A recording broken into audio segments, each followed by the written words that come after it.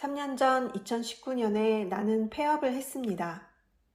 하나 남은 직원을 정리해고하고 홀로 사무실에 앉아 있었는데 그때 밀려 들어오는 헛헛함은 이루 말할 수 없었어요. 사업을 정리하고 나니 내 안에 무언가도 정리를 당한 것인지 어떠한 욕망도 남아있지 않았다는 것을 발견했죠.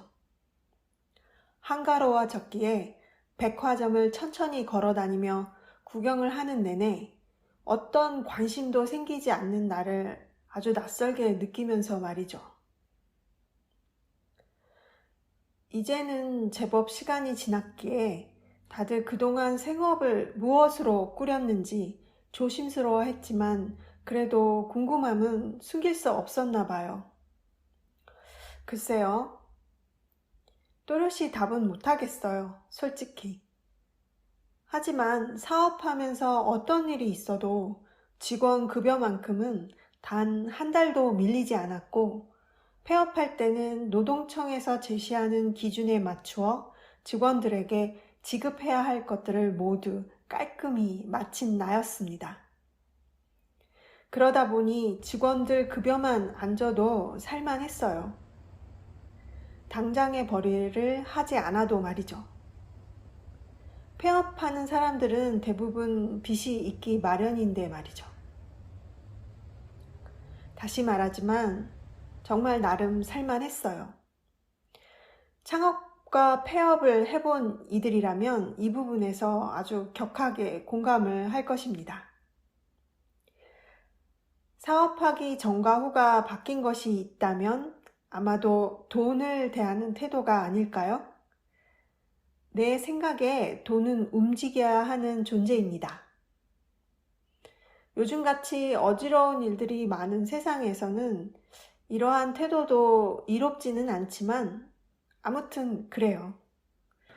그리고 사업하느라 바쁠 때는 미처 파악하지 못했지만 생각보다 사업을 오래 하다 보면 다재다능해지더군요.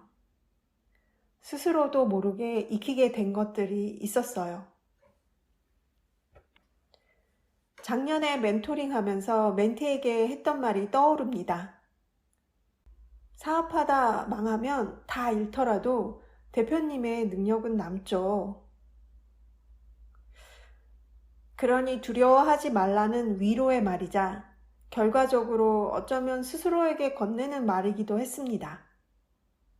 폐업을 결심했을 때 당시 내게 심한 번아웃이 왔었기에 그 능력을 쓸 기력이 안 남아 있었다는 게 문제라면 문제였지만 말이죠.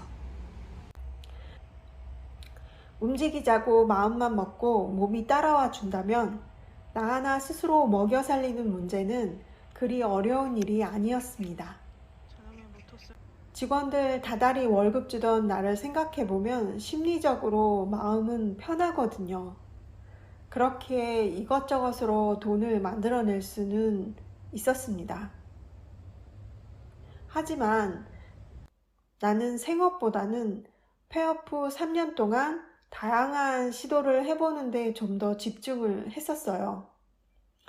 대부분 하다 말기를 반복하거나 연결성이 부족한 열린 결말로 끝났지만 말이죠. 글도 써보고 프로그래밍 공부도 해보고 제주도에서 한 달 살기도 해보고요. 미국에서 석 달 살기라는 것도 해보았어요. 그러면서 소소한 실패들과 미미한 성공들을 경험했습니다. 그리고 2022년 올해부터는 이제는 선택과 집중을 해야겠다는 압박을 심적으로 아주 많이 느끼고 있었어요. 그래서 실제로도 상당 부분 하던 것들을 많이 정리를 했죠. 당연하게도 수입은 절반 이상 줄었고 주식도 심하게 물려있고 그뿐인가요? 미국에서 석 달 살아본다고 돈도 왕창 써버렸죠. 그럼에도 여전히 지낼만은 합니다. 개소리.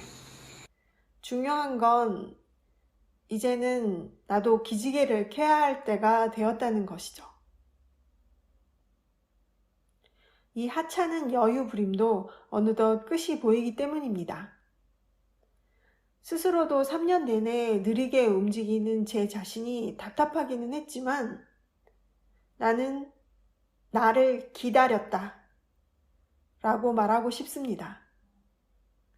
3년 내내 느끼지 못했던 일상에서 보통 사람들이 갖는 욕심 혹은 욕망 같은 것들이 내 안에서도 서서히 자라나고 있는 게 보이고 있거든요. 조금 신기하다는 기분이기는 한데 그만큼 인간에게 결핍이 강력한 동력이 될 수 있다는 반증이겠죠. 나만의 공간에 숨어서 그동안 이것저것 하던 것들을 어떻게든 엮어서 구슬 목걸이라도 만들어 보려고 합니다. 제게 찾아온 이 절박함을 동력으로 말이죠. 잘 되겠죠?